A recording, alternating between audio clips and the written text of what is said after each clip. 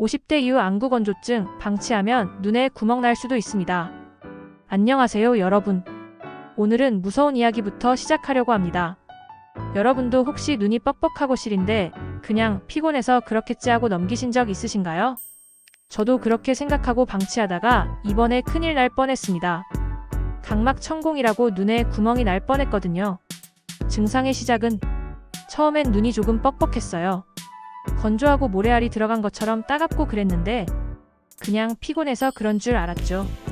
그런데 며칠 지나니까 눈이 시뻘겋게 충혈되고 눈꺼풀이 부풀더니 다래끼가 생겼습니다. 결국 두통까지 오더군요. 검사 결과는 충격적이었습니다. 눈물은 단순히 물이 아니었어요. 수분, 기름, 점액층 이렇게 3개가 균형을 이루어야 하는데 그중 마이봄샘에서 나오는 기름이 막혀버린 겁니다. 기름이 없으니 눈물을 보호하지 못하고 바로 메말라 버리고 심하면은 상처로 구멍이 날 수도 있다고 했습니다. 눈물이 부족하면 눈을 깜빡일 때마다 각막이 직접 마찰을 받습니다. 마치 윤활유 없는 기계가 돌아가며 철판을 긁어내듯이요. 눈꺼풀이 각막에 스크래치를 내는 겁니다.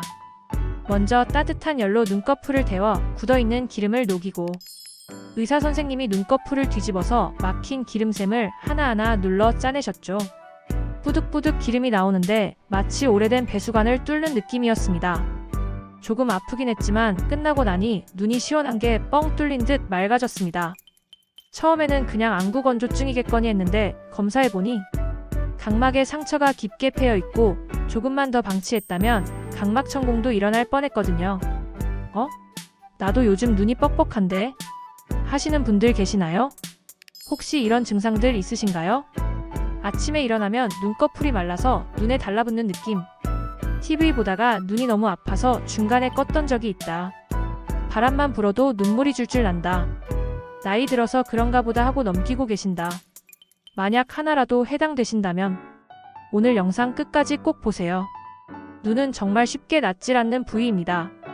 증상이 시작될 때 빠르게 대처하시면 서서히 좋아지셔요. 말하기 힘든 눈에 대한 고민들도 마지막에 나오는 영상에서 확인해 보셔요. 특히 50대 이후 왜 눈 문제가 폭발적으로 늘어날까요? 여러분, 50대 되시면서 가장 많이 하는 말이 뭔지 아세요? 내가 언제부터 이렇게 눈이 안 좋아졌지? 가까운 건 가까운 대로 안 보이고 먼 건 또 멀어서 안 보이고요. 사실 이건 우연이 아니에요. 50대부터는 우리 눈에 엄청난 변화가 일어납니다. 첫 번째 변화는 호르몬의 변화예요. 특히 여성분들 폐경 시작되시면 에스트로겐이 뚝 떨어지면서 눈물샘이 말라갑니다. 나 요즘 눈물도 잘 안 나네? 하시는 분들 바로 이 때문이에요. 남성분들도 안심하시면 안 되죠. 50대부터는 남성 호르몬도 서서히 감소하면서 눈 주변 근육이 약해집니다. 두 번째 변화는 마이봄샘의 노화입니다. 마이봄샘이 뭐야? 하실 텐데 쉽게 말해서 눈꺼풀 안에 있는 작은 기름샘이에요. 화면 보시면 하고 잘 아실 거예요. 젊을 때는 이 기름이 깨끗하고 맑고 잘 나왔는데 나이가 들수록 기름이 꿀처럼 끈적끈적해져서 구멍이 막히게 되죠. 상상해 보세요. 기름이 굳으면 단단해지는 것처럼 우리 눈꺼풀도 똑같이 막혀버리는 거예요. 그리고 50대 이후에는 젊을 때와 다르게 눈 깜빡임이 절반으로 줄어듭니다. 그래서 눈을 의도적으로 자주 깜박여 주시고 눈을 감을 때는 꾹 감고 뜨도록 연습하셔야 합니다. 처음엔 그냥 눈이 좀 뻑뻑하다 싶었어요. 나이 들어서 그런가 보다 하고 넘겼는데 3개월 후에 아침에 일어나면 눈꺼풀이 눈에 달라붙어서 억지로 떼어내야 했어요. 6개월 후에 다래끼가 계속 생겼어요. 하나 낳으면 또 생기고 또 낳으면 또 생기고 1년 후부터 두통이 시작됐어요. 눈 뒤쪽부터 뒷목까지 당기는 통증이요. 설마 눈 때문에 그러겠나 싶어 다른 진료만 봤는데 결국 안과에서 각막에 상처가 여러 개 있고 마이봄샘 70%가 막혔습니다. 하시면서 각막천공까지 갈 뻔하셨어요. 최악의 경우 실명까지도 갑니다. 그렇다고 이분이 뭐 특별한 케이스가 아니에요. 50대 이후 10명 중 7명이 비슷한 증상을 호소한다고 합니다. 안구건조증 하면 많은 분들이 눈에 물이 부족한 거 아니야? 라고 생각하시는데 반은 맞고 반은 틀려요. 정확히는 눈물층 불안정 질환이에요. 눈물이 3층으로 되어 있거든요. 안구 건조증을 이해하려면 우리 몸의 진액부터 알아야 합니다. 진액은 단순히 물이 아니라 혈액, 림프액, 호르몬, 영양 성분이 섞인 체액이에요. 눈물도 그냥 물이 아니라 1층 점액층, 2층 수분층, 3층 기름층으로 이 중에 하나라도 문제가 생기면 안구 건조증이 시작되는 거예요. 50대 이후에는 특히 3층 지질층에 문제가 생긴답니다. 그럼 인공 눈물만 넣으면 되는 거 아니에요? 아니에요. 인공 눈물은 2층만 보충하는 거고요. 3층 기름이 없으면 보호되지 못하고 금방 증발해버리겠죠? 그래서 요즘 의학계에서는 마이봄샘 기능 장애를 더 중요하게 봅니다. 여기서 중요한 정보 하나. 우리의 눈 안쪽 혈관은요, 머리카락 두께의 10분의 1밖에 안 됩니다. 생각해보면 우리의 몸에서 가장 작은 혈관인 거죠. 그래서 작은 자극에도 쉽게 터지고 충혈이 생기는 거예요. 내 눈이 정말 위험한 건지 어떻게 알 수 있죠? 함께 체크리스트 해보세요. 컴퓨터나 TV 30분만 봐도 눈이 아프다. 바람 부는 날 밖에 나가기 싫다. 아침에 일어나면 눈꺼풀이 무겁다. 다래끼가 한 달에 한 번 이상 생긴다. 눈물이 줄줄 흐르는데 눈은 뻑뻑하다. 눈 주변이 자주 가렵다. 두통이 눈 뒤쪽에서 시작된다. 3개 이상이면 초기 단계, 5개 이상이면 중기 단계, 7개 이상이면 지금 당장 안과 가셔요. 특히 이런 분들은 더 위험해요.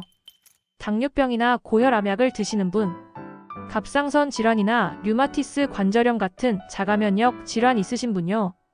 그럼 집에서 할 수 있는 관리법은 뭐가 있을까요? 가장 중요한 건 숙면입니다. 수면 부족하면 눈물샘 기능 저하되고 안구 건조증 악화되고, 이게 악순환이에요. 잠 못 자면 눈이 아프고, 눈이 아프니까 또 잠 못 자고. 두 번째는 온열찜질과 마사지예요. 이게 진짜 효과적이에요. 올바른 온열찜질 방법은 수건을 따뜻한 물에 적셔서 5에서 10분간 올려두기. 하루 2회에서 3회 반복. 이렇게 하면 굳은 기름이 녹아요.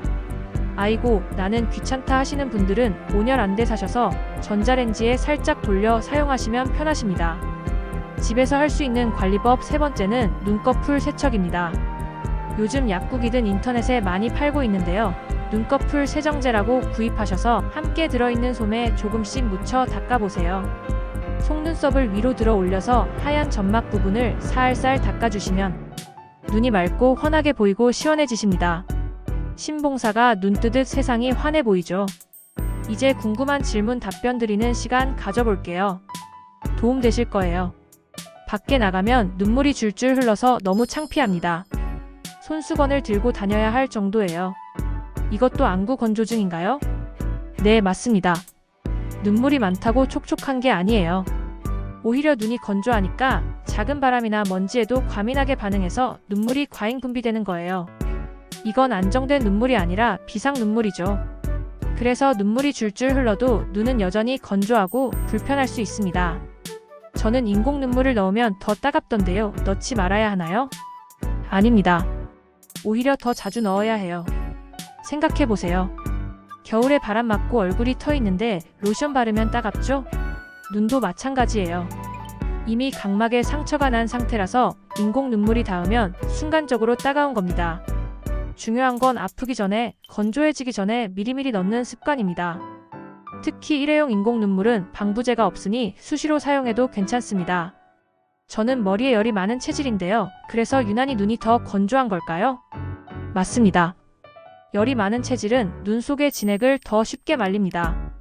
특히 눈에 열이 올라가면 진액이 소모되고 건조감이 더 심해지죠. 이럴 때는 카페인, 알코올 같은 진액을 말리는 습관을 줄이고 충분한 수분 섭취와 온찜질 눈세정제를 통해 마이봄샘의 기름을 부드럽게 관리해주는 게 좋습니다. 잘못된 관리법들도 알려드릴게요. 흔히 잘못된 방법으로는 차가운 찜질 하시는 거예요. 눈이 빨개서 차가운 거 올려놨어요 하시는데 그럼 기름이 더 굳어지셔요. 잘못된 방법으로 방부제 있는 인공 눈물 남용하시는 거예요. 어떤 분은 하루에 10번도 넣는데 왜 안 좋아지죠? 하시는데 방부제가 각막을 더 상하게 해요. 방부제 없는 인공 눈물로 사용하셔야 된답니다. 알면서 하시는 잘못된 방법은 눈 비비기예요. 가려우니까 자꾸 비비게 돼요.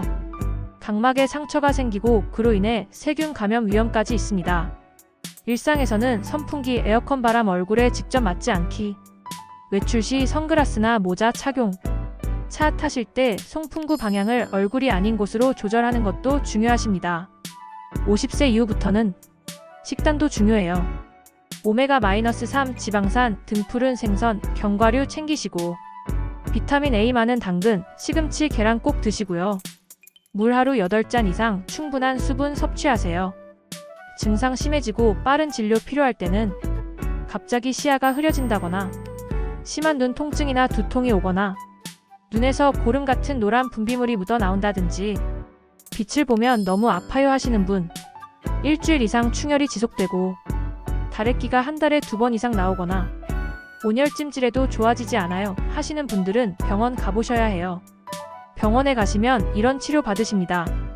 IPL 레이저 시술이나 막힌 기름 짜서 제거해주는 압출, 인공 눈물 처방과 염증성 안약 처방 받으실 거예요. 그럼 병원 치료 받으면 완치돼요? 안구 건조증은 관리하는 질환이에요.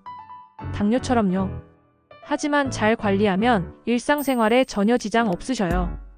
여러분, 오늘 영상 어떠셨나요? 제가 꼭 드리고 싶은 말씀. 안구 건조증은 그냥 나이 들어서 생기는 자연스러운 현상이 아닙니다. 제대로 관리하면 80세가 되어도 맑고 편안한 눈을 유지할 수 있어요. 마지막으로 당부 말씀. 그냥 나이 들어서 그런가 보네 하지 마시고요. 작은 불편함을 무시하다가는 큰 문제로 이어질 수 있답니다. 오늘부터 따뜻한 수건으로 찜질 한번 해보셔요. 일주일만 해도 분명 차이를 느끼실 거예요. 구독과 좋아요는 더 많은 분들이 건강 정보를 얻는데 큰 도움이 됩니다.